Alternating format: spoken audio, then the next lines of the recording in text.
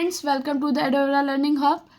This video is for a class 12th ICSE Board 2026 sessions students. It's a subject accountancy and chapter 6 we will cover in this video. Chapter 6 company accounts, issue of shares of the accountancy. Okay, so let's start.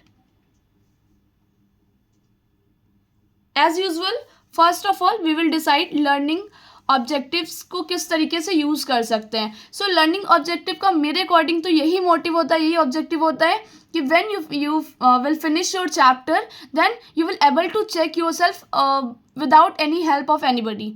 Means अगर आप chapter finish कर लिए हो सो आप खुद को check कर सकते हो कि आप ये सारे जो भी ऑब्जेक्टिव्स दिए गए हैं, जो भी पॉइंट्स दिए गए हैं, ये सब का आंसर प्रॉपरली अगर आप फ्रेम कर लो तो फिर आपका चैप्टर प्रॉपरली पूरी वेल मेंटेन तरीके से तैयार हो गया है and you are ready for your exams. Okay, so let's start.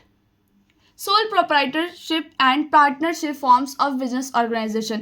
As we know कि बिजनेस ऑर्गेनाइजेशन के बहुत सारे फॉर्म्स होते हैं, जैसे सोल प्रोप्राइटर रहा, पार्टनरशिप रहा, कंपनी रहा, जॉइंट स्टॉक कंपनी रहा, और कई तरह के होते हैं फॉर्म्स ऐसे.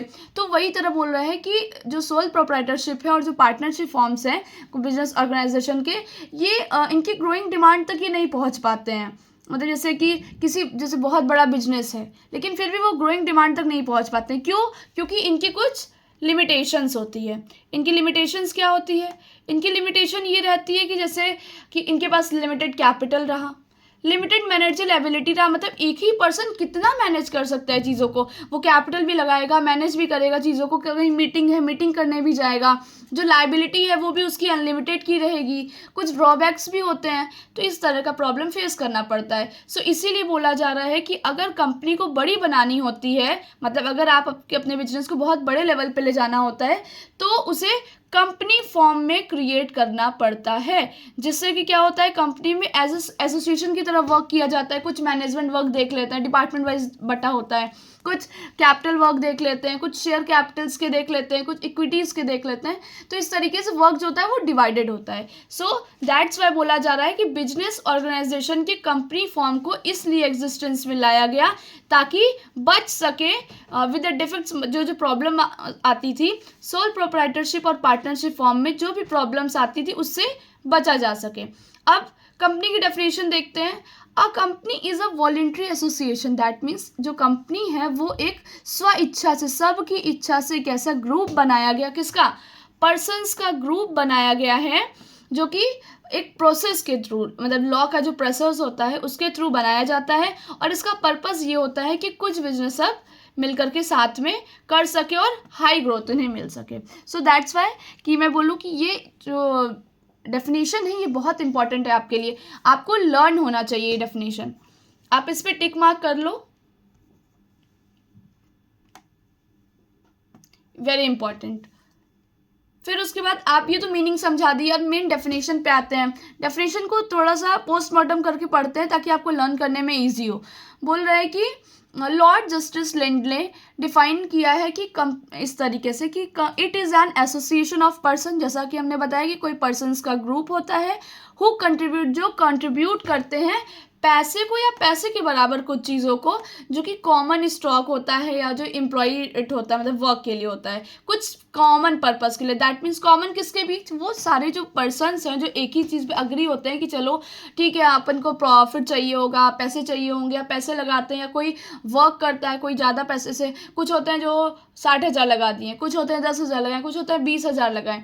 तो इस तरीके से वो कंट्रीब्यूट करते हैं और साथ में अग्री हो जाते हैं. कॉमन पर्पस होता है उन सबका कि प्रॉफिट अर्न करना है या तो फिर वेलफेयर करना है सोसाइटी का.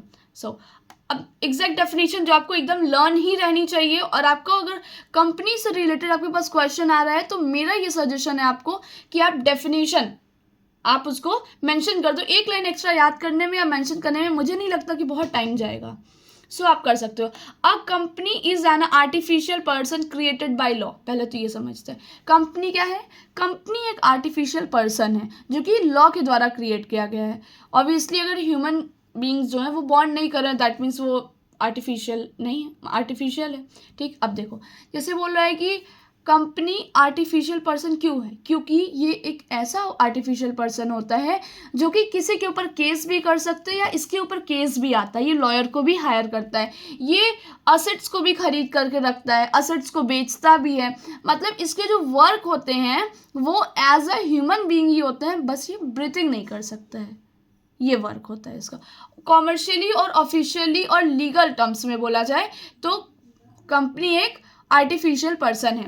Having a separate entity, that means इसका मतलब क्या होता है? बोल रहा है कि सेपरेट एंटिटी का मतलब ये है कि ये और इसके जो ओनर हैं, मतलब जैसे बोला जाए कि बिजनेस और बिजनेसमैन दोनों अलग अलग ही होते हैं। आप पिछली अपने क्लास में पढ़े होंगे, उसमें कन्वेंशंस आए होंगे, कॉन्सेप्ट्स आए होंगे, अकाउंटिंग प्रिंसिपल्स आई होगी, जिसमें एक होगा separate legal entity.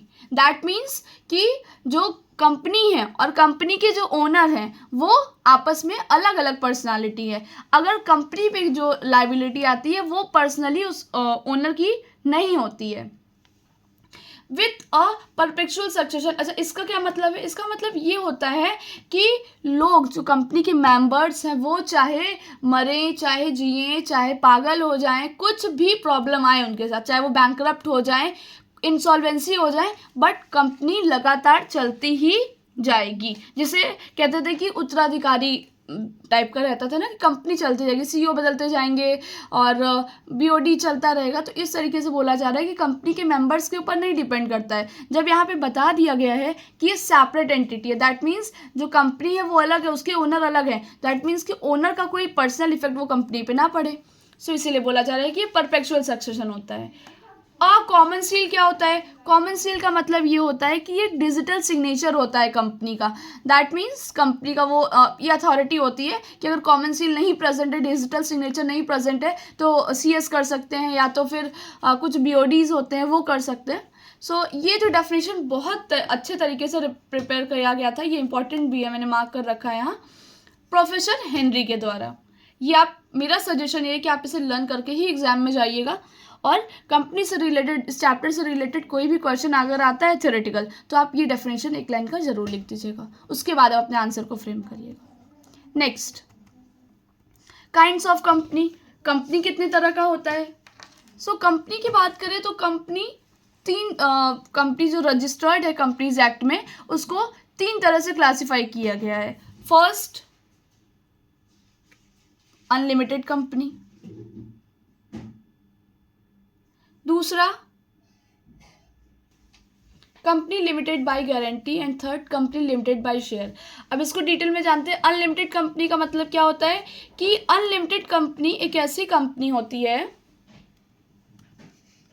Unlimited company is a company where there is a none, मतलब कोई लिमिट नहीं होता है उनकी मेंबर्स की लायबिलिटी पे। दैट मीन्स कि अगर कंपनी के ऊपर कोई लायबिलिटी है तो वो पर्सनली कंपनी के मेंबर्स की लायबिलिटी नहीं होती है, ये कंपनी की ही, सॉरी, अनलिमिटेड लायबिलिटी में ये होता है कि अनलिमिटेड कंपनी में कि जो भी कंपनी की लायबिलिटी होगी वो प्रॉपरली कंपनी के मेंबर्स पर डिपेंड करेगी। मतलब कंपनी के मेंबर्स हैं तो उनकी लायबिलिटी का कोई लिमिट नहीं है, उनके पर्सनल जो असेट्स होते हैं, पर्सनल जो उनकी प्रॉपर्टी होती है, उसे भी सेल करके कंपनी का जो भी डेब्ट है उसको पे करना होता है। दैट मीन्स जब कोई भी कंपनी लॉस सफ़र कर रही हो तो कंपनीज की प्रॉपर्टी कि अगर कंपनी कोई कंपनी है वो लॉस सफ़र कर रहा है तो कंपनी की प्रॉपर्टी अगर सफिशिएंट नहीं है तो उन्हें पे ऑफ करना पड़ता है उस डेब्ट को, मेंबर्स को। ठीक, उनकी प्राइवेट प्रॉपर्टी जो हुई उनके मेंबर्स की, वो भी यूज़ की जाएगी उसको क्रेडिटर्स के क्लेम को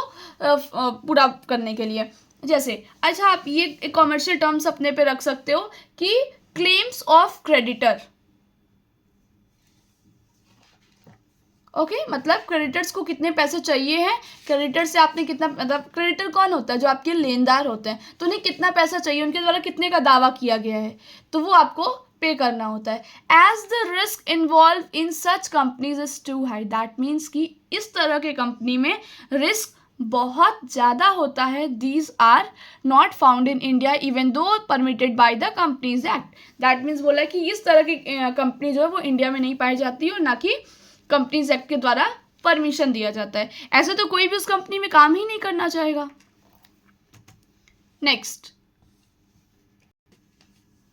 next, company limited by guarantee. दूसरा क्या होता है कि कंपनी के जो मेंबर्स होते हैं वो उतने ही लायबल होते हैं जितना कि उन्होंने गारंटी दिया है कि कभी कंपनी को कोई भी प्रॉब्लम आएगा तो मैं इस लिमिट तक कंपनी की हेल्प कर सकता हूँ। In case of such company, ऐसे कंपनी में जो लायबिलिटी होती है मेंबर्स की वो लिमिटेड होती है। कितनी लिमिटेड होती है? To the extent of the guarantee given by them in the event of the winding up of the company. That means बोल रहा है कि वो ये गारंटी देते हैं कि जब भी कंपनी का वाइंडिंग अप आएगा, जब भी कंपनी बंद की जाएगी, ऐसे इवेंट पे वो उतना अमाउंट दे सकते हैं आपको जितना का उन्होंने गारंटी दिया हुआ है। The liability of its member will arise only in the event of winding up of company.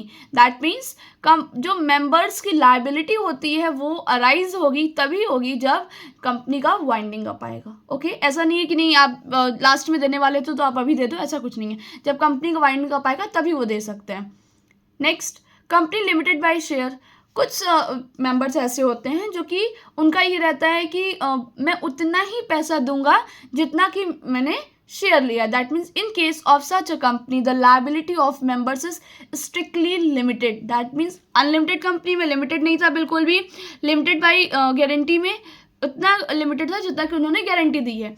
Next, अब आते हैं शेयर्स में, तो एक स्ट्रिक्टली लिमिटेड होता है उस एक्सटेंट तक की जो उनके शेयर्स की नॉमिनल वैल्यू होती है, जो कि मतलब ईच ऑफ देम की, मतलब हर शेयर जो भी वो लिए हैं उनकी वो जो नॉमिनल वैल्यू होती है वहाँ तक उनकी लिमिट्स होती है। अगर मेंबर ने ऑलरेडी पे कर दिया है फुल अमाउंट ऑफ शेयर का अगर उन्होंने पूरा अमाउंट पे कर दिया है तो फिर वो लायबल नहीं होंगे किसी भी अमाउंट के लिए। मतलब कंपनी चाहे बंद हो, कंपनी चाहे ट्रिब्यूनल जेल में के ऑर्डर से जेल में जाए, कुछ भी हो जाए, लेकिन उनकी कोई लायबिलिटी नहीं होती। हाँ, वो अपने मन से अपनी इच्छा से वो कंट्रीब्यूट करना चाहे तो कर देते हैं, बट कोई उन्हें फोर्स नहीं होता है। अगर कंपनी को पार्शली पेड, मतलब अगर कोई मेंबर है वो आधा पैसा पे किया है शेयर का, सो उसे फोर्स किया जा सकता है कि वो रिमेनिंग अमाउंट भी वो कंपनी जब चल रही है तब तक उसको दे दे पैसा। एज वेल एज अगर मान लो कंपनी जब प्रॉपरली चल रही है तब तक वो नहीं दे पा रहा है तो वो वाइंडिंग अप के टाइम दे दे। क्लियर? सो बोल रहा है कि ऐसी जो कंपनीज हैं इन्हें भी कुछ पार्ट्स में डिवाइड किया गया है, जैसे private, public, 1% company. So company limited by share में भी ऑफ 3 टाइप्स की होती है। कौन कौन सी होती है ये देखते हैं। पहला, प्राइवेट कंपनी। दैट मीन्स यहाँ पे मैंने रफली थोड़े राइट कर दिया है जिससे आपको कीवर्ड्स में हेल्प मिल सके। Can't issue share.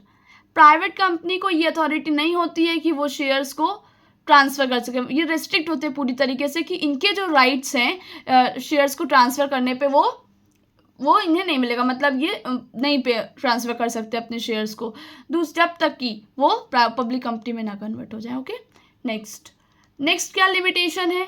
बोल रहा है कि ये लिमिट्स जो हैं उनके नंबर्स की, मतलब जितने मेंबर्स कितने हो सकते हैं कंपनी में, तो 200 मैक्सिमम हो सकता है। दैट मीन्स मिनिमम 2 और maximum 200, exclusive of past and present employees, मतलब उनको छोड़ करके। ठीक, अब कुछ इनके पास प्रोविजंस भी होते हैं। क्या होता है कि ये कोई भी इन्विटेशन नहीं दे सकते पब्लिक को कि आप उनके सिक्योरिटीज़ को सब्सक्राइब करो, चाहे वो शेयर हो चाहे वो डिवेंचर हो। नॉर्मल लैंग्वेज में बोला जाए तो ये शेयर और डिवेंचर नहीं इन्विटेशन दे सकते आपको सब्सक्राइब करने के लिए। ओके, सो ये सारे रूल्स और रेगुलेशंस दिया कौन प्राइवेट कंपनी को? ये दिया है AOA, that means articles of association. Okay, इन लोग की जितनी भी लिमिटेशंस होती है, रेस्ट्रिक्शन होती है, प्रोविजंस होते हैं, जो भी रूल्स होते हैं, जो इनकी होता है इनका जो एक तरह से गाइडलाइंस है, वो इनके AOA में लिखा रहता है। Next, the name of every private company must and with the words private limited. That means अगर आपकी कंपनी प्राइवेट है तो आपको लास्ट में प्राइवेट लिमिटेड लिखना होगा। Second, public company, as per the section 2 subsection 71 of the Companies Act 2013, a public company means a company which is not a private company। अब ये सुनने में तो बहुत फनी लग रहा होगा कि ऐसी पब्लिक कंपनी ऐसी होती है जो प्राइवेट कंपनी नहीं होती है, बट फिर भी ध्यान से समझते हैं। बोल रहा है कि ऐसी कंपनी जो प्राइवेट कंपनी नहीं होती है, मतलब कि जो पब्लिक कंपनी होती है उन्हें रिस्ट्रिक्शन नहीं होता है शेयर्स को इशू करने का, ट्रांसफ़र करने का।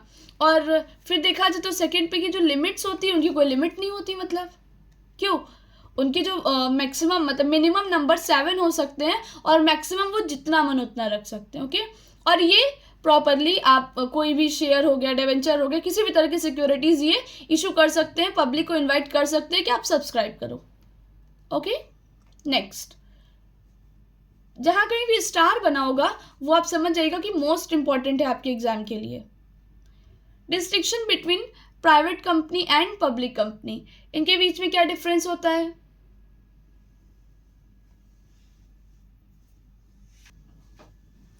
Distinction between private company and public company, first basis क्या है? Number of members. अभी जैसे बताया कि प्राइवेट कंपनी में क्या होता है, मिनिमम दो मेंबर्स हो सकते हैं और मैक्सिमम 200 मेंबर्स हो सकते हैं, एक्सक्लूसिव ऑफ पास्ट और प्रेजेंट एम्प्लॉयज, मतलब पहले के एम्प्लॉयज को छोड़ करके और अभी के एम्प्लॉयज को छोड़ करके मेंबर्स की बात की जा रही है। Minimum number of members is 7 and there is no limit of maximum numbers. Next, invitation to the public, public को इन्विटेशन कौन दे सकता है? प्राइवेट कंपनी कैन नॉट, नहीं दे सकता है, पब्लिक कंपनी कैन इन्वाइट, वो इन्वाइट कर सकता है। ट्रांसफर ऑफ शेयर, अभी उसमें लिखा था ना एओ के अकॉर्डिंग उन्हें रेस्ट्रिक्शन होता है कि वो अपने शेयर्स को ट्रांसफ़र नहीं कर सकते हैं, और इधर कोई रिस्ट्रिक्शन नहीं होता, आप ट्रांसफ़र कर सकते हो।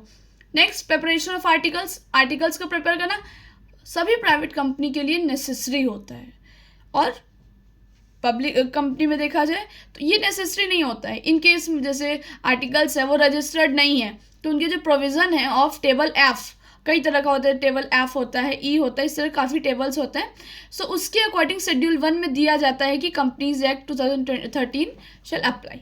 Okay, next, numbers of directors, it must have at least 2 director. बोल रहा है कि प्राइवेट कंपनी में मस्ट 2 डायरेक्टर्स होने चाहिए और पब्लिक कंपनी में 3 डायरेक्टर होने चाहिए। Use of word limited means इसमें प्राइवेट कंपनी लिमिटेड होना चाहिए और इसमें सिर्फ लिमिटेड लगता है। आई होप आपको लर्न तो हो गया होगा डिफरेंसेस। फर्स्ट हमने डिस्कस किया है मेंबर्स के लिए, दूसरा इनविटेशन देने का, ट्रांसफर ऑफ शेयर्स का, प्रिपरेशंस का कि आर्टिकल्स बनाना है कि नहीं बनाना है, और नंबर ऑफ डायरेक्टर्स का, और दूसरी चीज़ next 1 person company, short form में ओपीसी कहते हैं इसे। इसका मतलब होता है कि कंपनीज एक्ट 2013 के अंदर तो ये रजिस्टर्ड होता है, ये इंट्रोड्यूस करता है a new type of entity, एक नई तरह की एंटिटी जो एग्जिस्टिंग लिस्ट में होती है। जो पब्लिक कंपनी होती है, प्राइवेट कंपनी होती है, उनसे अलग होता है ये इस तरह इनेबल करता है कि ये एक न्यू एंटिटी बनाता है जिसका नाम होता है 1 पर्सन कंपनी, जहाँ पर सिर्फ 1 पर्सन रहते हैं। ठीक, NOPC means a private limited company which only 1 person as its member, that means वहाँ पर मेंबर सिर्फ 1 रहते हैं, और जो कि सेक्शन 262 के अकॉर्डिंग कुछ रूल्स को फॉलो करना होता है, इसे एप्लीकेबल होता है ओपीसी पर कि इसके मेंबर्स कितने रहेंगे, सिर्फ एक नेचुरल पर्सन रहेगा जो कि इंडियन सिटीजन होने चाहिए, या तो फिर वो रेसिडेंट इन इंडिया में रहना चाहिए। कुछ डेज के लिमिटेशन होते हैं इनके पर कि इनको 120 डेज तो रहने ही चाहिए, मतलब 120 डेज से कम नहीं होना चाहिए इंडिया में। 1 साल के अंदर 1 फाइनेंशियल ईयर में इन्हें 120 डेज इंडिया में बिताना है। The term registered in India means a person who has 120 days होने चाहिए। अब ये बोल रहा है कि the term resident in India, इसका मतलब क्या होता है? इसका मतलब होता है कि कोई भी पर्सन जिसे रहना है इंडिया में, एक मतलब पीरियड होता है कि वो not less than 120 days, 120 days से कम नहीं रहेगा during the immediately preceding financial year, मतलब उसके जस्ट 1 साल पहले तक का। 1 person can form only 1 OPC, मतलब बोला एक आदमी है तो सिर्फ वो एक ही ओपीसी बना सकता है। ये नहीं कि वो एक सिंगल आदमी है और वो 2-3 ओपीसी अपने आप रखा रहे, उसमें केवल एक ही मेंबर रहे, ऐसा नहीं होगा। एक पर्सन को सिर्फ अथॉरिटी है कि वो एक ही ओपीसी बना सकता है। इसका paid up share capital 50 lakh से ज़्यादा नहीं होना चाहिए। इसका जो एवरेज एनुअल टर्नओवर है वो 3 ईयर से 2 करोड़ से ज़्यादा नहीं होना चाहिए। दैट मीन्स इनका जो एनुअल टर्नओवर है एवरेज, वो 3 साल से 2 करोड़ से ज़्यादा नहीं जाना चाहिए। अच्छा, इसका पर्पस क्या होता है? इसका पर्पस ये होता है as per the rule 3(5) of companies incorporation rules 2024 and OPC can not be form for a charitable purpose. बोल रहा है कि इसका पर्पस ये नहीं होता है कि इसको चैरिटेबल मतलब रखना है कि इसको चैरिटी देना है, इस तरह का कुछ नहीं। इसका सिर्फ पर्पस ये होता है, इसका सिर्फ it can be form for business purpose only, ये सिर्फ पर्पस बिजनेस पर्पस के ओनली ये वर्क कर सकता है कि मुझे प्रॉफिट अर्न करना है, थोड़ा बहुत वेलफेयर का रखता है, लेकिन ये प्रॉपरली चैरिटेबल पर्पस से नहीं बनता है। कन्वर्जन का क्या है, तो एक ओपीसी है वो कन्वर्टेड कर सकते हैं आप किसी भी टाइम, प्राइवेट से पब्लिक में कर सकते हैं कंपनीज एक्ट के अकॉर्डिंग, लेकिन कुछ ना कुछ रूल्स रेगुलेशंस होते हैं, उसको ध्यान देना पड़ता है। नेक्स्ट बेनिफिट क्या है, तो ओपीसी को जरूरी नहीं होता कि वो कैश फ्लो स्टेटमेंट बनाए कि मतलब उसके कैश कहाँ से आ रहे हैं, कहाँ जा रहे हैं, किस तरह मैनेज हो रहा है, उसको ये बताना जरूरी नहीं होता है फाइनेंशियल स्टेटमेंट में। नेक्स्ट इसके जो प्रोविजन होते हैं कि वो एजीएम को बुलाना और फिर नोटिस देना जनरल मीटिंग के लिए, क्यूरम के लिए, मीटिंग के लिए क्यूरम देना और प्रॉक्सीज को रखना, ये सब भी ओपीसी पे नहीं अप्लाई होता है। मतलब जैसे होता नहीं कि ईयर में एनुअल जनरल मीटिंग, ईयर में एक मीटिंग होती है मेंबर्स के साथ, शेयर होल्डर्स के साथ, तो ये नहीं होता है इसमें, इसका कोई प्रेशर नहीं होता है। न जनरल मीटिंग के लिए इन्हें नोटिस देना पड़ता है, अरे एक सिंगल आदमी है वो किससे नोटिस लेगा, किससे का मीटिंग करेगा, तो इसलिए बोले ये सब अप्लाई नहीं होता है इसके ऊपर। इस चैप्टर में प्रॉब्लम्स रहेंगी, जैसे इश्यूज ऑफ शेयर से रिलेटेड जो भी इश्यूज होते हैं, जो भी फॉर्मेलिटीज़ होती हैं, जो भी प्रोसेस होता है, उसको डिस्कस में डिटेल किया गया है। बट उससे पहले आपको बिफोर प्रैक्टिकल प्रॉब्लम्स को सॉल्व करने से पहले आपको पढ़ना जरूरी है इशू ऑफ शेयर्स के बारे में, और ये जरूरी है कि आप प्रॉपरली समझें meaning of share, types of share and method of their issue.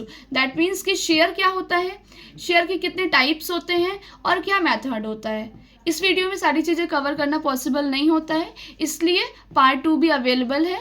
इसके बाद पार्ट 2 बनेगा, आप सर्च करके पार्ट 2 देख सकते हो, अदरवाइज चैनल पर भी प्लेलिस्ट बनी हुई है, आप उसमें जा करके अपने सिलेबस को कवर कर सकते हो। Meaning of listed company and unlisted company. Listed company क्या होती है, लिस्टेड कंपनी ऐसी कंपनी होती है जिसके जो सिक्योरिटीज़ हैं, जैसे शेयर्स है, डिवेंचर है, ये सब लिस्टेड होंगे रिकॉग्नाइज्ड स्टॉक एक्सचेंज में, और ये किसके पास होता है, सेबी के पास होता है, रजिस्टर्ड होता है। जो सिक्योरिटीज़ होती है लिस्टेड कंपनी की वो फ्रीली होती है ट्रेड करने में स्टॉक एक्सचेंज में, उसमें रिस्ट्रिक्शन नहीं होता है कुछ, वो ईजिली सोल्ड भी कर सकते हैं और ईजिली परचेज भी कर सकते हैं without any restriction. Unlisted company का क्या रहता है, ये ऐसी कंपनी होती है जिनकी सिक्योरिटीज लिस्टेड नहीं होती हैं रिकॉग्नाइज्ड स्टॉक एक्सचेंज में, मतलब सेबी के अंडर में वो नहीं लिस्टेड होती हैं, और ये फ्रीली फिर नहीं ट्रेडेबल है, मतलब इजीली वो नहीं बिजनेस कर सकती हैं, नहीं न सोल्ड कर सकती हैं, न परचेस कर सकती हैं। सो अ पब्लिक कंपनी मे और may not be a listed. That means जरूरी नहीं है कि वो पब्लिक कंपनी है तो उसके पास अथॉरिटी है कि वो शेयर्स को जिससे भी सोल्ड करना चाहे, परचेस करना चाहे, ऐसा नहीं है। इन्हें लिस्टेड कराना पड़ता है स्टॉक एक्सचेंज रिकॉग्नाइज्ड के अंदर में। जैसे कि प्राइवेट कंपनी हमेशा अनलिस्टेड कंपनी होती है, क्योंकि प्राइवेट कंपनी तो शेयर्स को इशू नहीं कर सकती और न ट्रांसफ़र कर सकती है। Shares, most important topic, shares क्या होता है।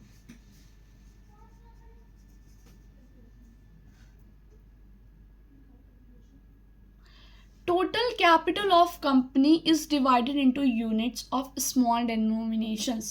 That means बोल रहा है कि कंपनी का जो टोटल कैपिटल है वो डिवाइड होता है, डिवाइडेड होता है, कुछ छोटे छोटे छोटे छोटे डिनोमिनेशंस में डिवाइड होता है। जैसे कि मान लो ये नहीं बोल रहा है कि मुझे 10 लाख रुपए चाहिए और मैं 10 लाख रुपए डायरेक्टली आपको दे दूं, ऐसा नहीं होता है। वो 10 लाख रुपए मुझे चाहिए तो मैं वो लगभग 10,000 लोगों में बांटूंगी कि मुझे किसी से 100, किसी से 1,000, किसी से 200, किसी से 500, किसी से 600, इस तरीके से वो डिवाइड किया जाता है, और उसके बदले उन्हें प्रॉफिट जो दी जाती है, जो इंटरेस्ट दिया जाता है, उसे डिविडेंड कहते हैं। जैसे आपकी बुक में एग्जाम्पल दिया हुआ है कि अगर टोटल कैपिटल कंपनी को 50 लाख रुपए चाहिए, सो उसे वो 5,000 यूनिट्स में डिवाइड कर रहा है, और हर एक शेयर की प्राइस वो रख रहा है 10 रुपये। जैसे कि बोला ना, ईच यूनिट ऑफ 10 रुपीज़, मतलब हर एक की 10 रुपीज़ रख रहा है, जिसको कहते हैं share of 10 rupees. That means कि आपकी ईच शेयर क्या रहता है, वो एक तरह का आपको सर्टिफिकेट या एक तरह का वो ऐसा लिस्ट या फिर एक तरफ का ऐसा शीट आपको दे देता है जिसमें वो मेंशन किया जाता है कि आप कंपनी के इतने शेयर को लिए खरीदे हो। अब उस शेयर को खरीदने के लिए आपने कितना अमाउंट पे किया है और एक शेयर की कितनी अमाउंट होती है। जैसे कि अगर इसने 50 लाख रुपए से चाहिए था, ये 5 लाख शेयर किया, अब वो मेरे ऊपर ये नहीं रिस्ट्रिक्शन है कि मैं कितने शेयर खरीद सकती हूँ, मैं 10, 20, 30, 40, 50 इस तरीके से खरीद सकती हूँ, तो उसके वाइज पैसे रहते हैं। ठीक है। अब दूसरी चीज़, जैसे अगर मैं बोलूँ 2 शेयर खरीद रही हूँ ना, 1 शेयर 10 रुपए का, तो 2 शेयर कितने का हुआ, 20 रुपए का हुआ। तो क्या कर रहा है, जैसे मैंने 2 शेयर खरीद दिया, अब मैं 20 का कहीं कोई और, फिर 500 का कोई और खरीदेगा, 1000 का कोई और खरीदेगा, तो इस तरीके से होता है। Thus in the above case company has a 5 lakh shares of 10 rupees each. So, shares must be numbered so that they may be identified. बोल रहा है कि शेयर्स क्या होता है, वो नंबर्स में लिखा होता है जिसकी वजह से वो प्रॉपरली आइडेंटिफाइड किया जा सके। अच्छा, नेचर क्या होता है शेयर का, कंपनी का जो शेयर होता है वो एक मूवेबल प्रॉपर्टी होती है। जाहिर सी बात, अभी मैंने बताया ना कि एक तरह का ऐसा डॉक्यूमेंट होता है जो कि आप एक जगह से दूसरी जगह इजीली ले जा सकते हो, कोई ऐसा प्रॉपरली असेट नहीं है जो आपको ले जाने में प्रॉब्लम हो रही है। सो ये ट्रांसफरेबल मैनर में भी होता है, इस मैनर में होता है कि जैसे एओ में बताया गया है कंपनी के जो कुछ एओ मैंने बताया था ना कि भी rules regulation guidelines restriction provision ये सब के लिए कुछ बनाए गए जो एओ कहते हैं जिसे, तो उसके द्वारा वो बताया जाएगा कि अगर आप अपने शेयर को ट्रांसफ़र करना चाहते हो किसी और के नाम, तो आप उन्हें किस मैनर में आप ट्रांसफ़र कर सकते हो। शेयर ऑफ कंपनी ऐसे ट्रीट किया जाता है कि एक गुड्स की तरह ट्रीट किया जाता है, और जो किसके अंडर में आ सकता है, the sales of goods act 1930, सोगा, इसे शॉर्ट में बोलते हैं सोगा। दिस कैन बी वॉट, ये या तो खरीद भी सकता है, बेच भी सकता है, हाइपोथेटिकेट भी होता है, बिक्वेट भी होता है, तो इस तरह का आपको फैसिलिटी प्रोवाइड की जाती है। जो क्लासेस हैं, काइंड्स और टाइप्स है शेयर का, 2 तरह का मेन होता है। बोला under section 43 of the companies act 2013 a company में issue 2 types of share, first preference share and second equity shares.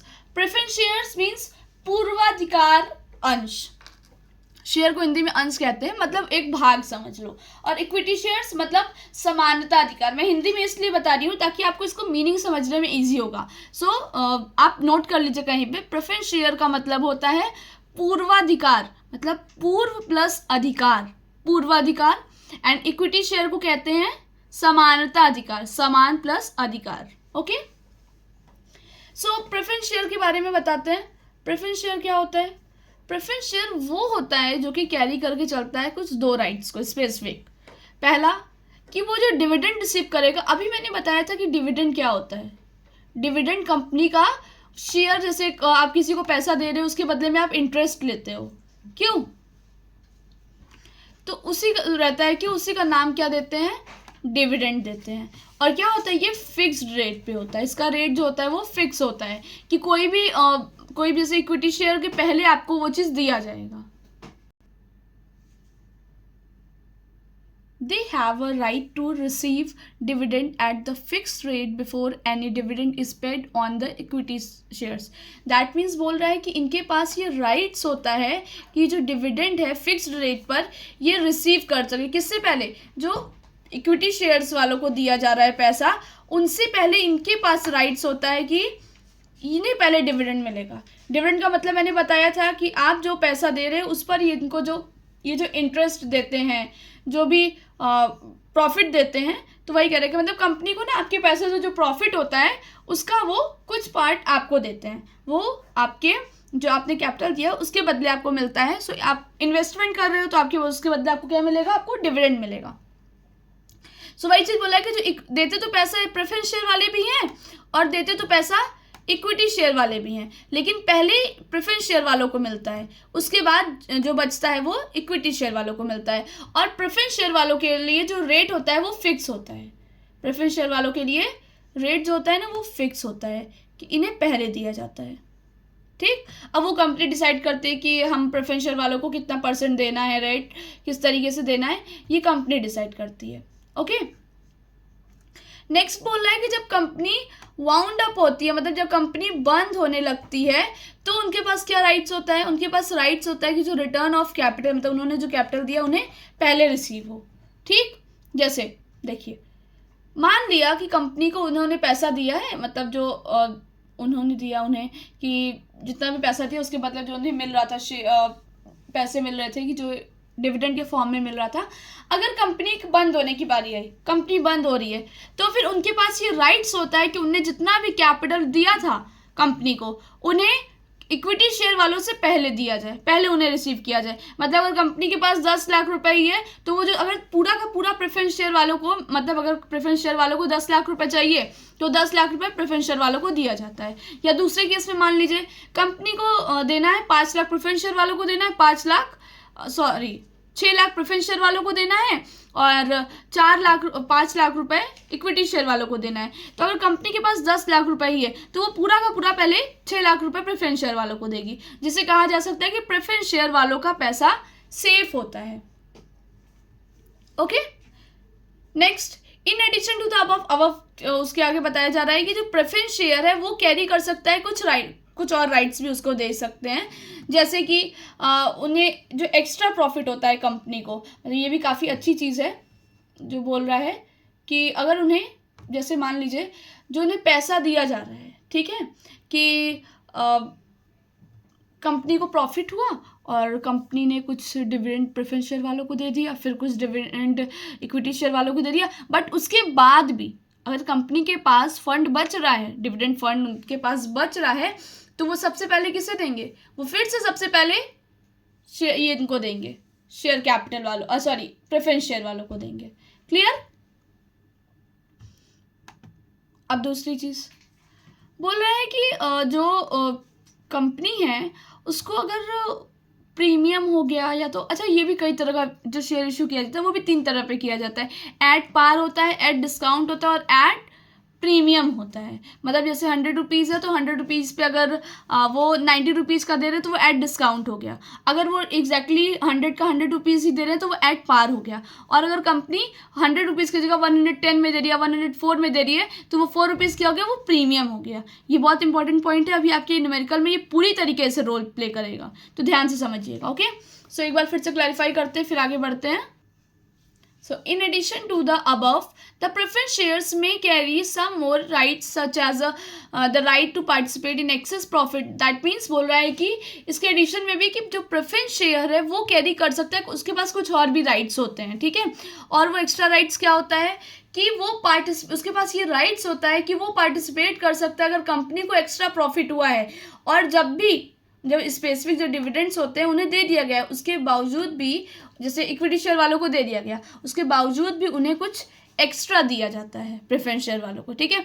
या तो फिर अभी मैंने बताया कि जब रिडेम्पशन का टाइम आता है तो जो प्रेफरेंस शेयर वाले होते हैं उनके पास ये राइट्स होता है कि वो कुछ प्रीमियम भी रिसीव कर लें। Okay, next, types of preference share.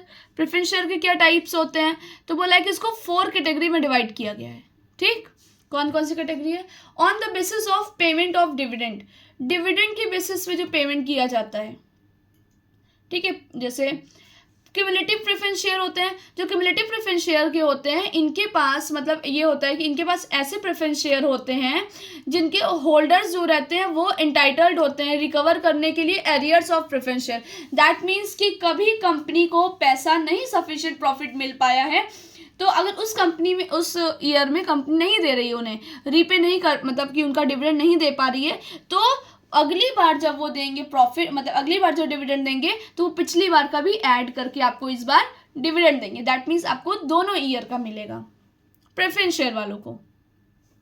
तो वही बोल रहा है कि cumulative preference shares are those preference shares जो कि holders of which are entitled, वो इंटाइटल्ड होते हैं रिकवर करने के। रिकवर क्या? जो उनका पिछले का नहीं मिला है। तो यहाँ पे नहीं मिलने को जो टर्म्स यूज किया जाता है उसको कहते हैं अरियर्स। ये अरियर्स कहते हैं इसको, जो नहीं मिलने का टर्म्स होता है, ठीक है। तो प्रेफरेंस शेयर का मतलब कोई भी पैसा रह गया है जो नहीं मिला है तो वो रिकवर करने के लिए होते हैं before any dividend is paid on equity share. मतलब कि अब इस बार भी चलो preference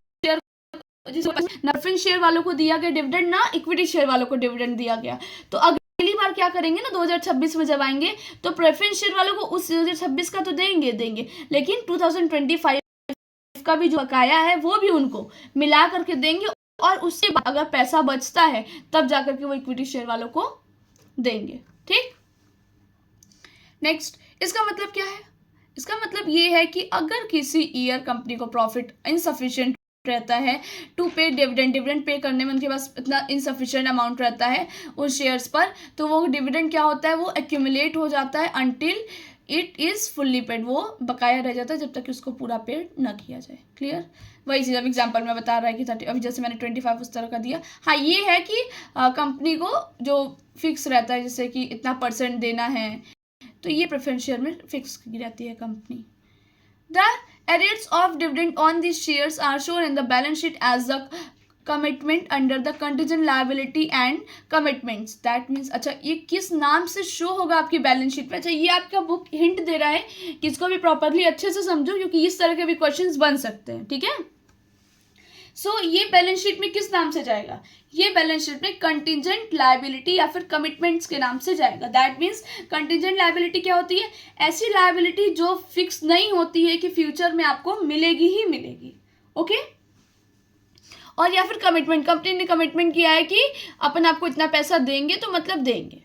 non community preference share क्या होता है? ये होल्डर्स जो रहते हैं ना, उनको मतलब फिक्स रेट पे मिलता है अमाउंट, मतलब जो डिविडेंड होता है प्रॉफिट में से, उन्हें फिक्स रेट पे हर साल दिया जाता है। अगर इस साल, जैसे इस साल डिक्लेयर नहीं, अगर जैसे कोई डिविडेंड नहीं डिक्लेयर हुआ, मतलब कोई डिविडेंड दिया गया है किसी भी की वजह से, तो इन शेयर होल्डर्स को मतलब ये उनको कुछ नहीं मिलेगा। फिर ये नहीं कि अगली बार मिलेगा, तो ये नहीं करना। ये क्लेम कर सकते हैं कि उन्हें नहीं मिला है पैसा, और किसी भी सब्सिक्वेंट ईयर में नहीं दिया जाएगा इन्हें पैसा। मतलब ये शांति से संतोष करके बैठ जाते हैं कि चलो कोई बात नहीं भाई, कंपनी को लॉस हुआ है तो अपन अपना भी लॉस समझ ले रहे हैं। ये सेल्फिश नहीं बनते हैं। On the basis of participation in surplus profit, अभी मैंने शायद आपको पीछे बताया था कि कंपनी को जो एक्स्ट्रा प्रॉफिट हो रहा है, मतलब कंपनी ने उनकी प्रॉफिट में से कुछ वो लोग अपना निकाल देते हैं, फंड निकाल देते हैं कि वो रख दे रहे कितना डिविडेंड में बांटना है। तो अब जैसे 10 लाख रुपए है, 10 लाख में 3 लाख प्रेफरेंस शेयर वालों का था, 3 लाख उन्हें दे दिया। फिर उसके बाद 4 लाख, 5 लाख, 6 लाख इक्विटी शेयर वालों का था, उन्हें दे दिया। तो 3 लाख उन्हें दे दिया, 6 लाख इन्हें दे दिया, इक्विटी शेयर वालों को दे दिया। अभी भी बचा 1 लाख रुपए कंपनी के फंड में। तो उस 1 लाख में भी प्रेफरेंस शेयर वालों का पार्टिसिपेशन रहता है कि उन्हें पहले दिया जाएगा। ठीक? फिर उसके बाद 1 लाख में जैसे प्रेफरेंस शेयर वालों को दे रही है, अब उस 1 लाख में 10,000, 20,000 जो भी बच रहा है, तो वो इक्विटी शेयर वालों को दिया जाएगा। तो जो एक्स्ट्रा दिया जाता है उसको सरप्लस कहते हैं। राइट? सो अब इसमें दो होते हैं। एक ये होते हैं कि पार्टिसिपेट करते हैं कि हाँ, जो एक्स्ट्रा बचेगा, जो सरप्लस प्रॉफिट रहता है कंपनी का, उसमें भी मुझे चाहिए। ठीक है? और एक रहते हैं जो पार्टिसिपेट नहीं, जो भी रहता है, मतलब जिस तरह का भी रहता है, तो डू नॉट कैरी राइट, मतलब इनको राइट्स नहीं दिया जाता है। ठीक है? फिर बोल रहा है कि वही चीज़ बोल रहा है कि डिविडेंड जो रहता है वो स्टिपुलेट रेटेड पे रहता है, उसको देने के बाद भी जो इक्विटी शेयर होल्डर्स को दिया जाता है, उसी तरीके से वाइंडिंग अप के समय कंपनी पे बैक कर देती है प्रेफरेंस शेयर और इक्विटी शेयर होल्डर्स वालों को। फिर भी अगर सरप्लस बच रहा है तो शेयर होल्डर्स जो प्रेफरेंस शेयर वाले होते हैं, जो पार्टिसिपेट करते हैं प्रेफरेंस में, उन्हें दिया जाएगा। नेक्स्ट, इनको कोई मतलब नहीं होता, इनको जितना फिक्स चाहिए था इन्होंने ले लिया है, अब उसके बाद इन्हें नहीं चाहिए। ठीक है? फिर जब तक कि ये मतलब प्रेफरेंस शेयर वाले यूजुअली ये एक्सप्रेस कर देते हैं कि नॉन पार्टिसिपेटिंग है। Next, on the basis of redemption, redeemable क्या होता है? ये ऐसे होते हैं, ऐसे शेयर्स होते हैं जो रीपेड, जैसे कंपनी रीपेड करती है, इन द स्टिपुलेटेड पीरियड होता है, उस पीरियड में करती है, तो इनका ये टर्म्स होता है इशू का, या फिर फुलफिलमेंट करने का कुछ सर्टेन कंडीशंस होते हैं कि आपने ये किया तो इस तरीके से आप रिडेमेबल हो इस टाइम पे। नेक्स्ट, इरिडेमेबल क्या होता है? ये ऐसे प्रेफरेंस शेयर होते हैं जो कि कंपनी जो रहती है वो उनको रिफंड नहीं करती है वाइंडिंग अप के पहले। ठीक है? कि कंपनी बंद हो रही है तो वो रिफंड करते, तो ऐसा नहीं होता है। According to section 55, company limited by shares, company जो है वो लिमिटेड बाई शेयर होती है और ये इशू कर सकती है प्रेफरेंस शेयर को। ये जो रिडीमेबल है शेयर्स हैं, और जो रिडीमेबल आफ्टर 20 ईयर्स में होता है नहीं, डेट फिक्स होता है कि इतने टाइम बाद आप इसको अपने को रिडीम कर सकते हो। अब लेमन लैंग्वेज में अगर बोला जाए तो कहते हैं कि इसको बेच करके तुरंत पैसे मिल जाना, तो इस तरह का रहता है। आगे के वीडियोस, आगे का जो भी आपको सिलेबस, आगे का जो भी चैप्टर्स बचा हुआ है, या फिर इसी चैप्टर के जो टॉपिक्स बचे हुए हैं, वो आपको नेक्स्ट वीडियो में मिलेंगे। आप सर्च कर लीजिएगा part 2 class 12 ICSE board accountancy chapter 6, तो उस पर आपको अगले वीडियो में मिल जाएगा इसके आगे का पार्ट्स जो भी है। प्रॉपरली अच्छे से समझ में आया हो, और मैं एक्सपेक्ट कर रही हूँ कोई भी प्रॉब्लम, कोई भी डाउट होगा आपको, आप कमेंट सेक्शन में मैसेज करोगे मुझे, और मैं प्रॉपरली उस पर वीडियो बना करके आपको क्लियर कट समझा दूंगी। ओके, सो रिवाइज करते रहिए, प्रॉपरली प्रिपेयर अपने एग्जाम के लिए, क्योंकि ये बहुत ज़्यादा इंपॉर्टेंट चैप्टर है और इससे काफ़ी ज़्यादा क्वेश्चंस बनते हैं। इसके जो न्यूमेरिकल होते हैं वो हैवी होते हैं। सो अगर आप थ्योरेटिकल प्रॉपरली अच्छे से प्रिपेयर कर लियो तो आपको न्यूमेरिकल में प्रॉब्लम नहीं आएगी। और जो आपके चैप्टर में प्रॉपरली थ्योरेटिकल आपको समझा दूंगी, न्यूमेरिकल के लिए मे बी मैं शॉर्ट्स पर अवेलेबल कर दूं, और या फिर आपको जिस इलस्ट्रेशन में प्रॉब्लम होगी आप वो कमेंट सेक्शन में लिख दो, उसको मैं प्रॉपरली वीडियो बना के अपलोड कर दूंगी। Okay, thank you so much. Thank you for learning with us. Thank you from Advera Learning Hub.